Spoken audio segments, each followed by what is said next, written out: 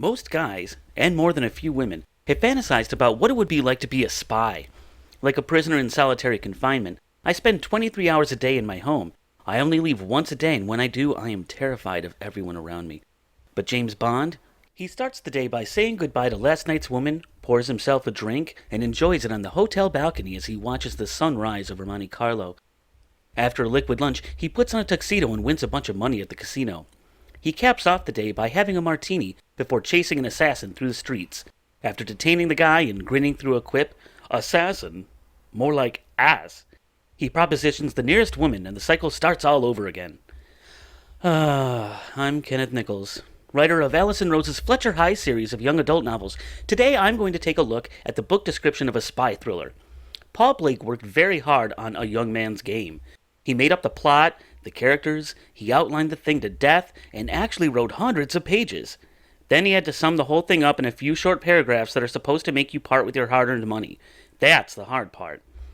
People judge a book by its cover and its summary, so let's improve our own work by taking a closer look in this book description breakdown. But first, a word from our sponsor, the foil. A foil is a character who is consciously designed to contrast with your protagonist. Think about GoldenEye. James Bond is a 00 agent working for M. He's tasked with blowing stuff up in the beginning. Sean Bean's 006 is also a 00 agent working for M. He's supposed to help Bond blow the stuff up. But Bond is a hero who embodies British power and style. 006 is the exact opposite. He's a traitor. By showing you Bond through a mirror darkly, James's own qualities are highlighted. That's just one thing a foil can do. The foil. My subscribers can use the promo code Allison, that's ALLISON, to get an extra contrasted character trait. You'll join happy writers like Rob Thomas, not the Matchbox 20 guy, who created Veronica Mars. Veronica is smart, no nonsense, with a big heart, vulnerable. And in season 3 of the show, Veronica went to Hearst College. She was no longer the smartest person in the room. Who was her TA? A guy who, let's just say, figures into things? Tim Foyle. Okay, we're back. Paul Blake is a bloke from London who, it seems, does a really good job with a lot of the things that are annoying to me. The things that a self-published or indie author must do well. He seems to focus only on Twitter instead of the other social media sites, and has 7,000 followers. His website is very solid, and he comes off like a fun writer. He happened to design the cover for this book himself, and even describes his process for you should you want to learn to do the same. I love the ads he made for his social media efforts. Unfortunately, I do not have these skills. A Young Man's Game has been out for a year and already has 27 reviews on Amazon. Congrats. Great. Better than me, which is not hard to do. He's also in Kindle Unlimited, so he doesn't sell the book anywhere else. Alright, so let's take a look at this cover. Alright. I like it. I see it for 2 seconds, and I can tell that this is a spy thriller. Now, how did he do that? You have the forward-facing silhouette of the running secret agent, and there are 2 parts to the cover, the man on top and the city on the bottom. The images contrast with each other, and it's jarring in a good way. Thrillers are supposed to keep you on your toes. I see storm clouds, something is going to go wrong. Ordinarily, I'd worry that the skyscraper is scraping the author's name, but the spire lines up with that part of the A, so it's fine. There's one more asset the cover has. Murder, betrayal, revenge. Alec Foster is going to realize that being an MI6 agent is... Small tangent, I'm clearly American, obviously. Am I the only one who went through a phase when I was a teenager in which I would use British spellings? I just thought it looked fancier and more dignified. It's the same effect with a British accent, making everything seem smarter and more profound. Anyway, I think that these are serviceable taglines. My test for this? Don LaFontaine, the movie trailer guy.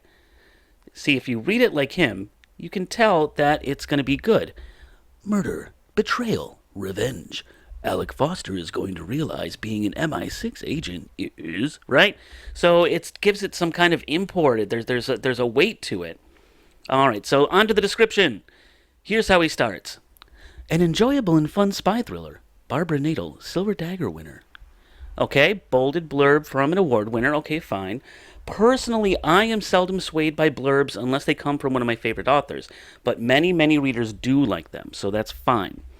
I might decapitalize with an S, the word winner, because it's a common noun and not a proper one. You can tell that I'm right because George O. Curran says so in his book on English grammar, and you can tell he's right because my copy of the book is so old and smells so wonderful. And the next line, the explosive debut thriller from Paul Blake. And okay, this is an explicit, though general description of the book. We know it's a thriller. We get a little boost from learning that it's Paul Blake's debut book. We feel for him. We admire that he finally fulfilled a big goal. I don't think I would have cast explosive in caps, but it's fine. Alec Foster is no Jason Bourne. Okay, so we're still not into specifics about the book. I suppose it's not a textbook tagline, but it feels like one because it's a condensed and powerful statement about the book. And the tagline does lead into a more specific description, which we learn about Foster. Okay, so here's where I need the writerly love music. The statement isn't my favorite because we don't learn how Foster is so unlike Jason Bourne. The tagline from the book cover is so much better. One more time. Murder, betrayal, revenge. Alec Foster is going to realize being an MI6 agent is a young man's game. Order your copy now. See how that's just more compelling? It also ties into the book more specifically because Foster's age must be a factor in the story. Okay, on to the next paragraph. He is head of section in Berlin for MI6. He is 51 and a borderline alcoholic counting down the days to retirement. Alec is told of a plot to assassinate a British minister and that there is a traitor in MI6. Okay, I love the exposition that we receive. These story elements are compelling and obviously fit in the genre, but I need to talk about these pronouns. The antecedent of those two he's is Alec, of course, but that Alec is in the previous paragraph. We don't get Alec again until that third sentence. I'd rather front-load that Alec, or perhaps alternate with Foster, or even call him Agent Foster or whatever his title is. You'll also note that all three of these clear sentences begin with their subjects. And Alec is the protagonist, so that makes sense. Let's look at the next paragraph. As he tries to uncover the traitor, he is chased across Berlin by the assassins, the Russian SVR, and the Berlin police. He must use his long-forgotten skills and push his body to the very limits to survive. Let's look at the repetition. We have the word traitor again. I haven't read the book, but I'm sure that the author could switch in another word that would not only eliminate some repetition, but add description to that individual. And then we have Berlin's 2 and 3. Maybe swap in Germany's capital for the first one? And look at those pronouns again. Remember, pronouns are an opportunity. You could call Alec Foster he so many times, or you could refer to him as, just off the top of my head, aging agent, weary cold warrior, pencil pusher who hasn't been in the field for 10 years, out-of-shape administrator. I don't know. The specifics are up to the author. And think about it another way. You can certainly enjoy when your significant other says, I love you. That makes sense. Instead of using the personal pronoun you, your significant other can replace that pronoun with something more powerful. What if he or she said, I love the best writer in the world. I love the person who sacrificed for me. Or, I love a woman who could easily pass for Mila Kunis's younger sister. See, instead of saying you get much more power in that sentence. And maybe with that last one, you get to sleep on the couch. Next paragraph.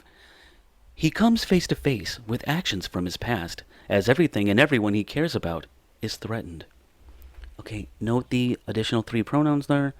In this paragraph, Mr. Blake is trying to communicate the stout, stiff stakes of the story. I wonder if the description is specific enough. Let's think of it this way. James Bond defends the world against people who want to control the world economy. Or, James Bond flits between Cairo, Monaco, and Buenos Aires in order to stop Klaus Ventner, a teenage hacker bent on seizing control of every bank in the world. See, there's much more detail. All right, let's recap. What can we learn from Paul Blake's book description for A Young Man's Game? 1. Taglines must have some specificity. No, it's not easy to pack lots of meaning or plot into a tagline, but the effective ones do so. The best tagline that comes to mind at the moment is the tagline for the Richard Donner Superman movie. How did the filmmakers tease us into going into the theater?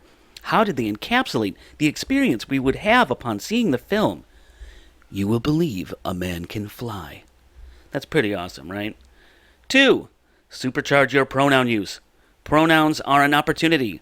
Instead of writing, the lottery winner bought so many things, you benefit by instead saying, the lottery winner bought 3 Lambos, a private island, and financed a shot-for-shot remake of The Avengers, in which all of the actors reprised their roles, except for Robert Downey Jr., who was replaced by a kangaroo on a Segway.